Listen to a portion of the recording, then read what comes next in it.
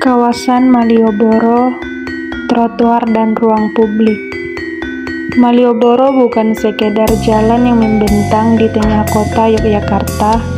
Ia adalah ruang hidup, ruang perjumpaan, dan ruang berbagi cerita.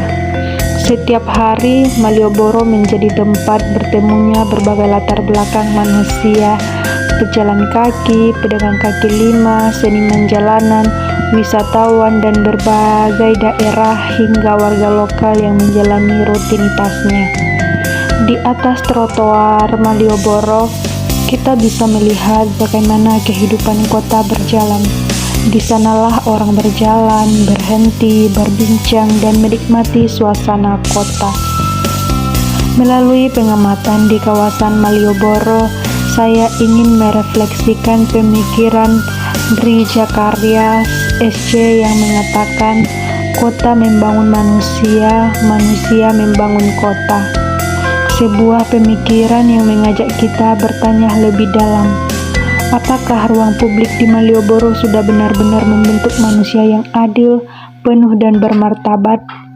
Jika kota membangun manusia, maka ruang publik seharusnya dirancang dan dijaga agar aman, nyaman, dan dapat diakses oleh semua orang tanpa terkecuali. Ruang publik bukan hanya soal keindahan, tetapi juga soal keadilan. Namun, dari hasil observasi saya di trotoar Malioboro, masih terdapat beberapa persoalan yang perlu kita refleksikan bersama.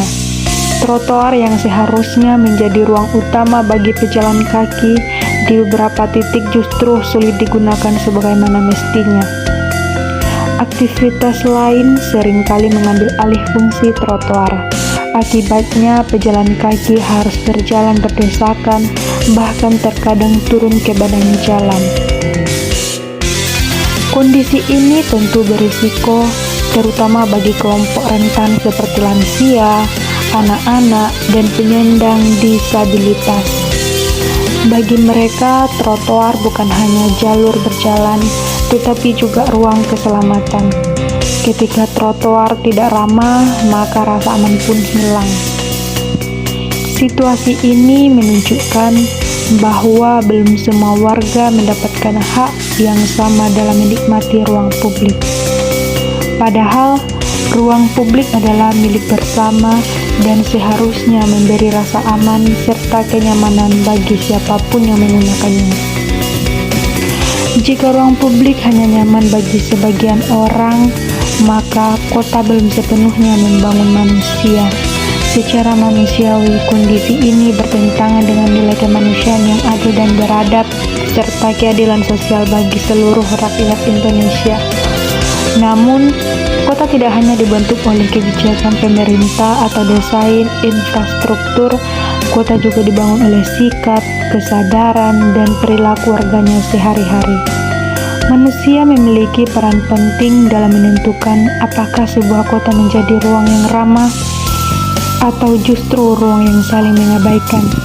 Karena itu, membangun kota juga berarti membangun kesadaran bersama. Sebagai mahasiswa dan bagian dari generasi muda, saya menyadari bahwa saya tidak hanya menjadi pengguna ruang publik, tetapi juga penentu wajah kota itu sendiri.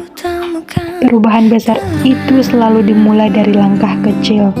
Salah satu hal sederhana yang dapat saya lakukan adalah menumbuhkan kesadaran tentang etika menggunakan ruang publik, khususnya trotoar.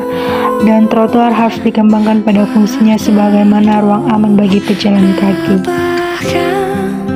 Melalui media sosial, saya dapat membagikan konten edukatif yang mengajak masyarakat untuk lebih peduli terhadap pengguna ruang publik. Saya juga dapat mengingat pentingnya menghormati hak kelompok rentan seperti penyandang disabilitas dan lansia.